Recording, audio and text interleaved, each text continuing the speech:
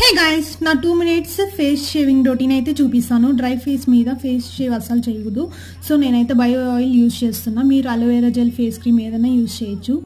శాన్ఫే razor's దీని grip and blade pattern చాలా బాగుంటుంది. మీరు ఎప్పుడు షేవ్ చేసేటప్పుడు ఏ డైరెక్షన్లో చేస్తున్నారో దాని ఆపోజిట్ డైరెక్షన్ పుల్ చేసి టైట్గా తర్వాత షేవ్ చేసుకోవాలి. షేవింగ్ వల్ల హెయిర్ థిక్నెస్ కానీ పోకినెస్ కానీ ఏది రాదు.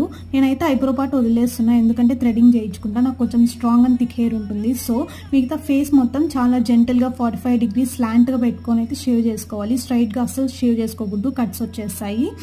నెక్ అండ్ ఇయర్స్ కింద చాలా ఇంపార్టెంట్, లేకుంటే చాలా డిఫరెన్స్ కనిపిస్తుంది ఫేస్కి నెక్కి. మొత్తం షేవ్ చేసేసిన తర్వాత నీట్గా ఫేస్ వాష్ చేసుకొని ఇప్పుడైతే చూడండి రిజల్ట్స్. షేవింగ్ తర్వాత సూపర్ గ్లో ఉంటుంది, ఇన్స్టంట్ గ్లో వచ్చేస్తుంది. నైట్ టైం ప్రిఫర్ చేయండి, ఎందుకంటే మార్నింగ్ సన్లైట్లో వెళ్ళేటప్పుడు కొంచెము స్కిన్ బర్న్ అయ్యే ఛాన్సెస్ ఉంటాయి. అండ్ రెడ్నెస్ కోసం ఐస్ క్యూబ్ తో మసాజ్ చేసుకోండి. See you next videos. Bye guys, take care.